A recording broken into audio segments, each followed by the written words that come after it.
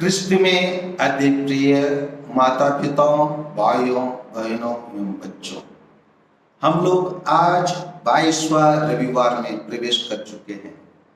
हमारे मनन चिंतन के लिए सेंट मार्कुस के सुसमाचार अध्याय 7 पद संख्या 1 से 23 तक दिया गया। इसमें क्या क्या शीर्षक है? फरीसियों की परंपराएं।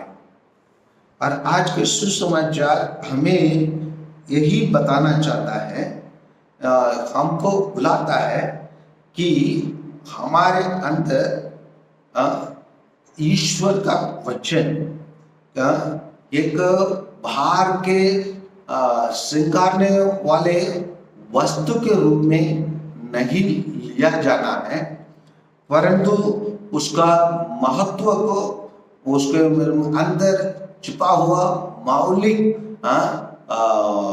वैल्यू को, सिद्धांत को हमको जानना है, उसको हम अपनाना है। और इसी चीज को जब तक हम नहीं जानेंगे, हम लोग केवल कानूनवादी केवल बनेंगे, परंतु ईश्वर की प्रिय प्रजा, प्रिय शिष्य नहीं बन पाएंगे। और इसीलिए हम यहाँ देखते हैं कि 7:1 में फरीसी और यरूशलेम में आए हुए कई शास्त्री ईसा के पास इकट्ठे हो गए। वे ये देख रहे थे कि उनके शिष्य अशुद्ध यानी बिना धोए हाथों से रोटी खा रहे हैं। पुरखों की परंपरा के अनुसार फरीसी और सभी यहूदी बिना हाथ धोए भोजन नहीं करते। यही उनके सामने एक बहुत बड़ा समस्या बन गया। इसी कारण से उन लोग विफल हो गए कि प्रभु यीशु जो कानून का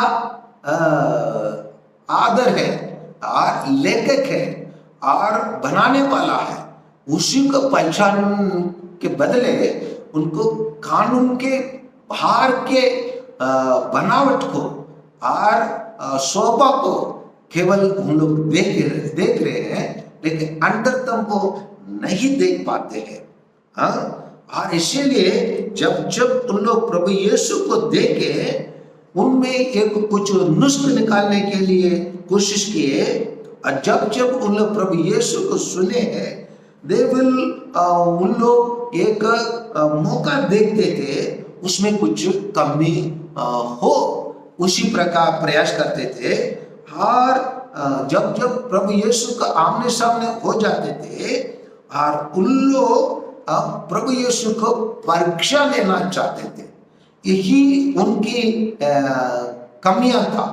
और ये एक कारण भी हो सकता है क्योंकि उन दिनों में बहुत सारे डुप्लीकेट नबियों थे, और डुप्लीकेट नबी लोग रहने के कारण और उन लोग प्रभु यीशु को परीक्षा लेना उचित था। लेकिन उन लोग उसी रास्ते से बहुत दूर चले जाते थे, और जहां प्रभु यीशु को कार्यों को गहराई से देखने के बदले और उन लोग प्रभु यीशु में कुछ नुस्ख निकालने में ही उन लोग अपना जीवन को बिता दिए। और इसीलिए प्रभु यीशु उनसे कहते हैं, जैसे 7:6 कहते, ये लोग मुझसे मेरा आदर करते हैं, परंतु इनका हृदय मुझसे दूर है। ये व्यर्थ ही मेरी पूजा करते हैं, और ये जो शिक्षा देते हैं वे ही मनुष्यों को बनाए हुआ नियम मात्र है, केवल कानूनवादी है।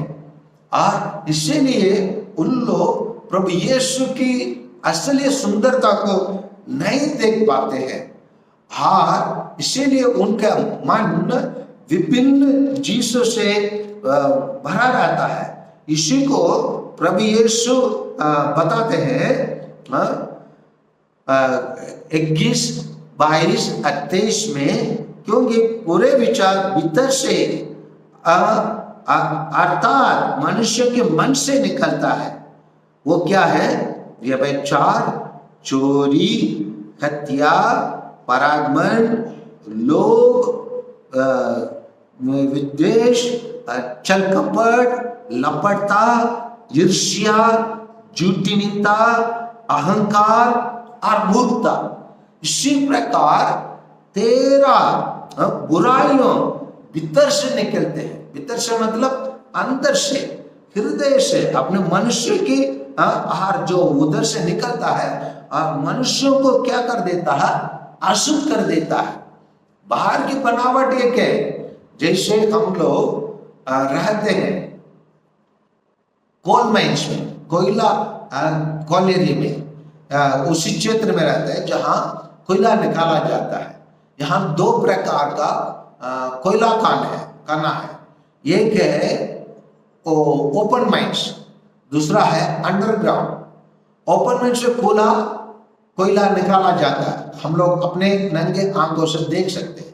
अंडरग्राउंड में कैसा कोयला निकाला जाता है, किस क्षेत्र में निकाला जाता है, इसी का कोई जानकारी हमें नहीं है। लेकिन बाहर हम लोग जहां जिस धरती के ऊपर रहते हैं वो समतल है, दिखावट अच्छा है, सब बढ़िया है, लेकिन अंदर खोखला है, काली है। कभी भी कुछ भूकंप हो जाएंगे, हम लोग अपने बिल्डिंग के साथ एक दिन अंदर चले जाएंगे। यही है वास्तविक स्थिति। यही चीज को प्रभु यीशु उन शास्त्रियों में, उन फरीसियों में देखे, इसलिए उनको निंदा करते हुए कहते हैं, ये लोग तो मुख से मेरे को आदर करते हैं, परंतु इनका हृदय मुझसे दूर है, क्योंकि उन लोग केवल कानून का परवाह करते हैं। कानून का परवाह करने से उन लोग स्वर्ग राज्य में पहुंच नहीं पाएंगे और प्रभु यीशु को देख नहीं पाएंगे। उदाहरण के लिए कल यहाँ हमारे एरिया में और पूरे भारत देश में भी जन्माष्टमी मनाया गया। ये जन्माष्टमी के दिन शाम के टाइम पर हमारे पड़ोसी एक हमारे पास आया, वो हमसे अनय विनय करने लगा, फादर जी आपके बगान से हमारे लिए पीला रंग का फूल दे दे। मैं भी उनको अपने बगान में लेके गया, लेकिन दुर्भाग्य यही था, वहां लाल रंग के फूल रहे और बैंगनी रंग के फूल रहे, सफेद रंग के फूल रहे, पीला रंग फूल छोड़ के अन्य प्रकार का फूल रहे। मैं बोला सर इतने अच्छे अच्छे अन्य फूल है, उसको ले जाइए और आप भगवान को तो चढ़ाने वाले हैं। उन्होंने बोला नो फादर, पीला रंग के फूल ही लेके जाना है, क्योंकि जो पूजा पाठ के लिए जो पंडित आता है केवल पीला रंग के फूल को ही वो चढ़ाएगा।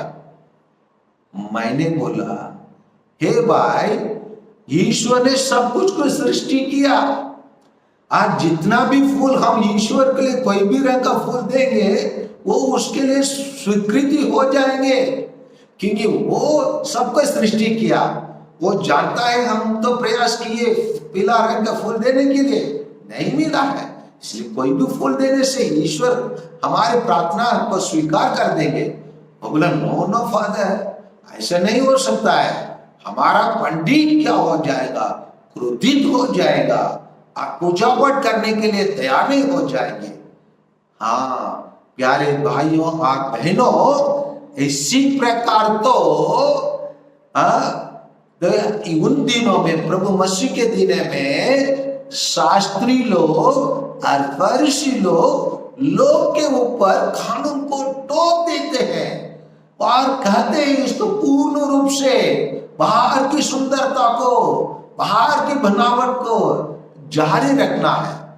बाहर की बनावट फूल की रंग पीला, वो केवल बाहर की बनावट, पर अंदर में वो तो एक फूल है, ईश्वर का सृष्टि है, ईश्वर का सृष्टि के प्रकट करने वाला एक सुंदर फूल है। कोई भी फूल को चढ़ाने में क्या दिक्कत है, क्योंकि ईश्वर जानता है, उसके मन को अंदर तक जानता है। ये मेरा सेवक, ये मेरा प्रिय पुत्र आज के दिन मेरे लिए कुछ चढ़ाना चाहता है, भले उनके हाथ में उनके पास वो पीला रंग का फूल तो नहीं था, परंतु वो तो अन्य फूल को लेकर आकर मेरे को तो चढ़ाया। तो इसी प्रकार वो करने के लिए अगर कानून बनाया होते और वो पंडित लोग उनको ऐसे नियम बनाया होते तो उन लोग भी अच्छे से अच्छे ईश्वर के पास पहुंच सकते हैं। लेकिन ऐसे नियम, कठोर नियम बनाकर और वो मजबूर हो गया, पीला फूल के अनुसार हमारा पूजा पाठ नहीं होगा कहकर वो चले गया। मैं भी उनसे समझाने के लिए कोशिश किया, आप एक शिक्षक हैं, आप एक शिक्षित व्यक्ति हैं, आप क्यों नहीं समझ पाते हो? इन सभी रीति रिवाज से आपका बाहर आकर लड़ना है और बाहर आपको आवाज उठाना है। कौन भगवान बोला कि आज के दिन मैं फूल पीला रंग का ही स्वीकार करूंगा और अन्य रंग का फूल को मैं इनकार कर दूंगा? कौन भगवान बोल सकता है? ऐसे बोलने वाला भगवान ही नहीं हो सकता है। इसलिए मैं समझाने के लिए प्रयास किया। वो मेरे सभी प्रयासों को धिकार करके और वो नजरअंदाज करके आगे वो पीला फूल खोजने के लिए चले गया। हाँ प्यारे भाइयों और बहनों, इसी कारण से प्रभु यीशु हम प्रत्येक जन से कहते हैं कि हम कानून का असली मालिक, बनाने वाला निर्माता प्रभु यीशु है। और प्रभु यीशु आपसे मुझसे क्या कहता है? दिल से मेरे को पूजा करो, दिल से मेरे को आदर करो, और नहीं तो आपकी पूजा व्यर्थ हो जाएंगे और मेरी शिक्षा आपको काम में नहीं आएंगे।